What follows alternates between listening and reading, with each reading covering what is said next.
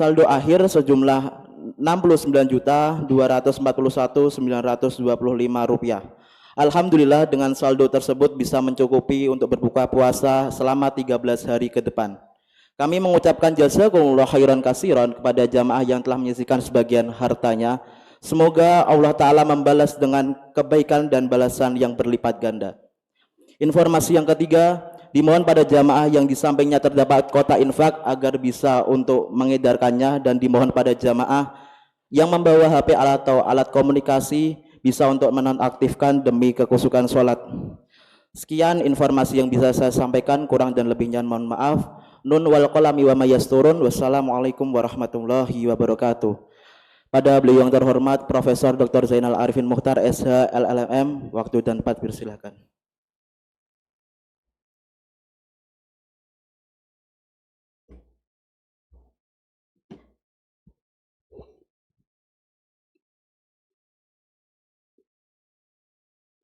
Bismillahirrahmanirrahim. Assalamualaikum warahmatullahi wabarakatuh. Alhamdulillahi rabbil alamin. Salatu wassalamu ala asyrafil anbiya'i wal mursalin. Habibina wa habibi ilahil alamin Abil Qasim Muhammad sallallahu alaihi wa alihi wasallam. Salatu wassalamu ala asyrafil anbiya'i wal mursalin. Sayyidina Muhammad wa ala alihi wa sahbihi ajmain. Allahumma salli ala Sayyidina Muhammad wa ali Muhammad.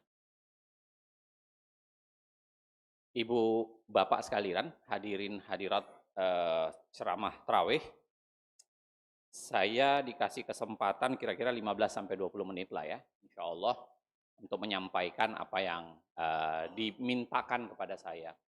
Jadi ingatkan 1944, insya Allah kita berhenti di paling lambat 20.04 ya, insya Allah. Sekitar setahun yang lalu saya berdiri di tempat yang sama juga, bicara tentang hukum Islam dan bicara tentang bagaimana penerapannya kalau mau ditaruh di Indonesia. Anda bisa menyaksikan itu, saya kira, saya ingat saya masih ada di YouTube barangkali ya, bagi pengelola. Nah, hari ini seakan-akan saya diberikan tema untuk melanjutkan. Jadi tema saya yang diberikan kepada saya hari ini itu adalah bicara tentang hukum ketika tanpa moral itu seperti apa, dan ketika moral tanpa hukum itu akan seperti apa. Tentu akan kita kaitkan dengan bulan Ramadan, Syahrus Siyam, yang hari ini kita memasuki hari ke-7 ya? Hari ke-7, ada yang udah ke-8 kayaknya ya? Ya 7 atau 8 lah. Mudah-mudahan 7 atau 8 tidak bingung nanti dengan Lailatul Qadarnya. Karena dalam salah satu riwayat mengatakan Lailatul Qadar itu yang khairun min alfi syahrin itu kira-kira datangnya di bulan ganjil di atas malam 20. Nah, ganjilnya yang mana? Silahkan Anda perdebatkan. Tapi saya kira itu malah menjadi panggilan yang menarik buat kita supaya kita hadir di masjid, hadir menyemarakkan bulan puasa setiap hari tanpa terlalu peduli apakah itu ganjil atau genap. Saya kembali ke tema yang diberikan kepada saya. Tema saya soal hukum tanpa moral dan moral tanpa hukum. Apa kaitannya dengan bulan Ramadan? Saya kira yang pertama harus kita dudukkan memang adalah bulan Ramadan itu jelas. Ya ayyuhallazina amanu kutiba alaikumusiyam kama kutiba alal ladzina min qablikum la'allakum tattaqun. Jadi bulan Ramadan atau bulan puasa, puasa itu diberikan kepada kita sebagaimana tradisi yang sudah ada oleh orang-orang sebelum kita, tapi dikunci la'allakum tattaqun, agar supaya kita bertakwa. Takwa ini tentu tidak sekedar bisa diterjemahkan sebagai rasa takut. Bukan sekedar takut. Kalau takwa tentu ada banyak penjelasan. Takwa itu kira-kira bagaimana kita menjalankan apa yang diperintahkan oleh Allah dan menjauhi larangannya. tentu bukan hanya dalam kehidupan personal. Ya, makanya kalau Anda baca misalnya Quraisy Shihab, dia mengatakan bahwa yang namanya takwa itu dimensinya tidak hanya personal, tetapi juga berdimensi sosial. Bukan hanya takwa itu bukan hanya soalan ibadah, sholat semata, tapi takwa itu juga bagian dari kehidupan sosial. Menjaga amanah, jujur, tidak kong kali kong, ya, tidak menyalahgunakan kewenangan yang diberikan kepadanya. Nah, apa yang kita kaitkan? Kenapa bulan Ramadan itu menjadi penting dalam kaitan dengan tema yang disampaikan kepada saya? Saya kira yang pertama jelas, kalau kita bicara soal hukum tanpa moral, itulah yang banyak menjadi masalah saat ini. Yaitu apa? Ketika para pembentuk hukum, ketika para pelaksana hukum, ketika para pembuat hukum, atau ketika orang yang menegakkan hukum, itu tidak menjalankan amanah yang diberikan kepadanya. Saya kira tidak perlu kita ulang. Kita tahu persis, ya, banyak di antara pejabat publik kita yang tidak menjalankan amanah yang diberikan kepadanya. Padahal kita tahu, kalau hadis Rasulullah kira-kira bilang, ayatul munafikina salasa. Ada 3 tanda-tanda orang munafik. Ya, yang salah satunya yang ditekankan dalam kaitan dengan apa yang saya bincangkan hari ini tentu saja adalah ketika dia diberi amanah, dia khianat. Misalnya dalam kasus korupsi. Kalau ibu dan bapak sekalian hadirin hadirat yang saya muliakan itu tahu definisi sederhana dari korupsi, korupsi itu kira-kira misuse entrusted power for personal gain. Jadi ketika kita menyalahgunakan kewenangan yang diberikan kepada kita untuk keuntungan personal. Biasanya kenapa itu terjadi? Karena tidak ada moralitas. Ya. Seorang pejabat publik dengan mudah menyampaikan keinginannya, ya, yang itu tentu berlawanan dengan keinginan publik. Dia menyampaikan apa yang dia inginkan, bahkan bila jadi itu bukan keinginan publik, itu hanya keinginan anaknya misalnya. Keinginan saudaranya misalnya, keinginan keluarganya. Dalam konteks hukum yang ditegakkan tanpa moral, itulah kita saksikan ketika apa? Ada pejabat, ada penguasa yang bawa anaknya, memaksa anaknya untuk menjadi penguasa selanjutnya. Ada proses dinasti di dalamnya. Padahal tidak dilihat kapasitas kemampuannya. Yang dilihat adalah dia berasal dari mana, bapaknya siapa. Ini menjadi penting untuk kita katakan bahwa ketika hukum tanpa moral, maka biasanya akan terjadi banyak kesulitan di antara kita. Kita jadi ribuh. Coba Anda bayangkan, ibu bapak sekalian, hadirin hadirat sekalian, coba bayangkan. Misalnya dalam kasus keributan Agustus kemarin. Dalam pidato, dalam Agustus kemarin itu kalau Anda masih ingat, sampai sekarang itu masih ratusan teman-teman mahasiswa dan aktivis yang ditahan, sedangkan penyebabnya, kausa primanya, orang-orang yang ada hukum tapi tidak ada moralnya, itu masih bebas sampai sekarang. Coba, siapa yang dihukum? Bahkan penabrak Afan, si ojol yang kemudian meninggal itu, orang yang tentu saja harus kita hormati, Afan Kurniawan, itu pertanggungjawabannya di mana? Masa permintaan maaf Belum lebaran disuruh minta maaf. Padahal kita bicara soal hukum yang sesungguhnya harusnya ditegakkan. Hukum tanpa moral biasanya berjalan begitu. Jadi yang ada itu hanya sekedar hukumnya, tapi tidak ada substansinya. Proseduralnya saja, formalitasnya aja. Substansinya tidak ada. Ditegakkan, tetapi tidak sama rata. Ditegakkan tapi tidak sama. Terhadap orang tertentu berbeda, terhadap orang lainnya juga berbeda. Itu yang menjadi berbahaya. Ketika hukum tanpa moral, pejabat publik kita tidak melapisinya dengan ketakwaan yang saya sebutkan di awal tadi itu, karena moralitas itu adalah sebagian ya dari ketakwaan. Punya panggilan moral untuk amanah, punya panggilan moral untuk jujur, punya panggilan moral untuk tidak menyalahgunakan kewenangan. Tetapi ketika dia menyalahgunakan kewenangan, itulah yang menjadi bermasalah. Keadilan menjadi hilang.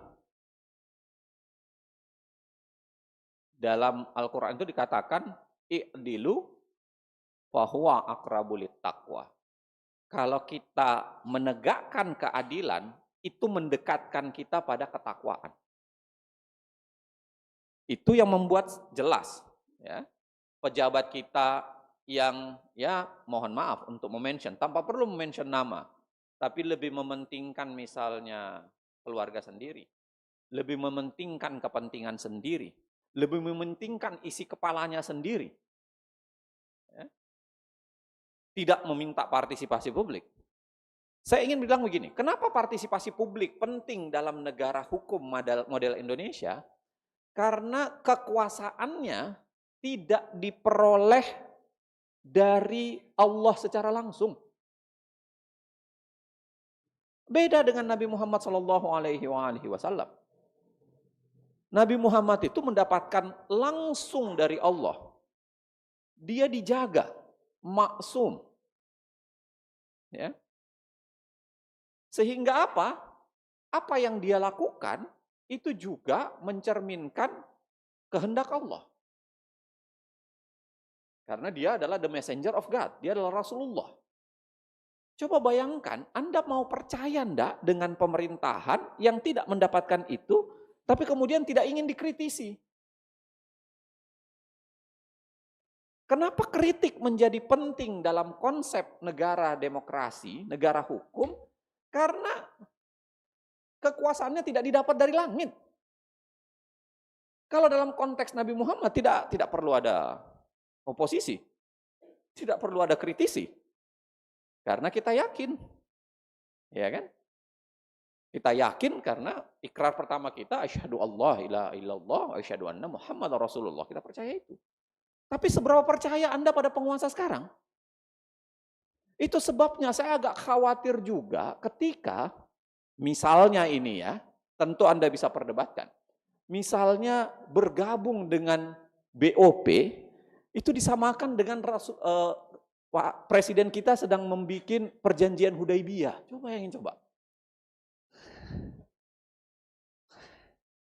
Sulit bagi saya menerimanya. Kalau Rasulullah membuat perjanjian Hudaibiyah, kita percaya. Dia bahkan punya visi. Rasulullah punya visi. Tapi kalau Pak Presiden kita membuat perjanjian masuk ke BOP, spending uang, menyiapkan uang sampai 17 triliun, untuk bergabung dan duduk bersama ya Amerika dan Israel laknatullah alaih, ini kan masa dianggap setara perjanjian Hudaibiyah gitu loh.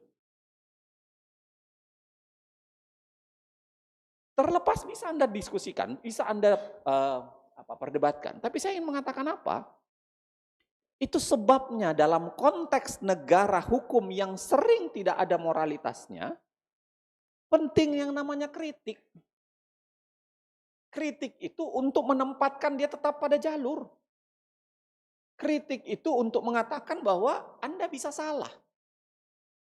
Kalau dalam konteks demokrasi liberal yang modern, yang namanya presiden itu sebenarnya bukan penguasa, pemegang kedaulatan. Makanya kalau Anda ada yang belajar ilmu hukum atau belajar ilmu politik, ya, baca Rousseau, baca John Locke, baca Montesquieu, ketika bicara soal kontrak sosial, ketika bicara soal kedaulatan, kedaulatan rakyat itu tidak pernah dipindahkan kepada presiden. Tetap rakyat yang pegang. Maka presiden kalau mau jalankan, dia harus tanya ke kita. Saya nggak tahu di ruangan ini, kalau saya survei barangkali saya tanya, Anda setuju nggak Indonesia bergabung dengan BOP? Wallahu alam, silahkan Anda menjawab dalam masing-masing. Tapi Anda bisa bayangkan, ya, Anda bisa bayangkan kita nggak ditanyain, kita nggak dipeduliin. Dia memutuskan sendiri, lalu kemudian jalan dengan sendirinya. Moralitasnya, panggilan ketakwaannya, ketakutannya, takutnya pada berbuat sesuatu yang dilarang, ya, dan tidak menjalankan apa yang diperintahkan oleh Allah itu di mana? Kita bisa mendiskusikannya. Biasanya kepentingan politik yang menutupnya. Saya ingat kata-kata terkenal dari Syekh Muhammad Abduh. A'udzubillahi minasyiyasa wa syiasiin. Aku berlindung kepada Allah dari politik dan politikus. Saking mangkelnya dengan kelakuan politisi yang memang kita tahu kekuasaannya tidak jatuh dari atas, kekuasaannya itu kita titipkan. Karenanya kita harus ada untuk mengontrol dia kalau dia melakukan kesalahan. Nah, tapi pada saat yang sama berbahaya juga kalau kita hanya bicara moral tanpa kemampuan untuk menegakkan hukum. Kalau kita bicara moral, ya, tanpa hukum, itu bisa menjadi tidak pas. Kenapa? Karena tidak bisa ditegakkan. Tidak bisa ada alat pemaksanya. Tidak bisa ada alat penguatnya. Jadi hukum tanpa moral dan moral tanpa hukum, itu sebenarnya ya problem. Maka salah satu tugas kita, orang-orang yang sedang melakukan madrasah bulan Ramadan, ini madrasah bulan Ramadan, saya percaya bahwa yang namanya bulan Ramadan itu adalah madrasah, adalah tempat kita untuk mengasah kemampuan, harusnya bisa menguatkan.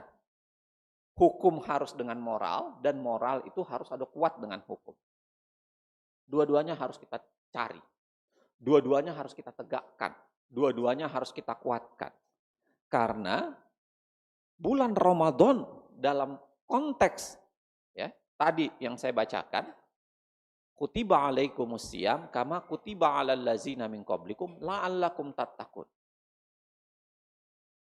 Dan bukan barang yang tidak disengaja oleh Allah ketika ia menurunkan Al-Quran itu di bulan Ramadan. Syahrul Ramadan allazi unzila fi'il Qur'an hudal linnasi wa bayyinatin minal huda wal furqan.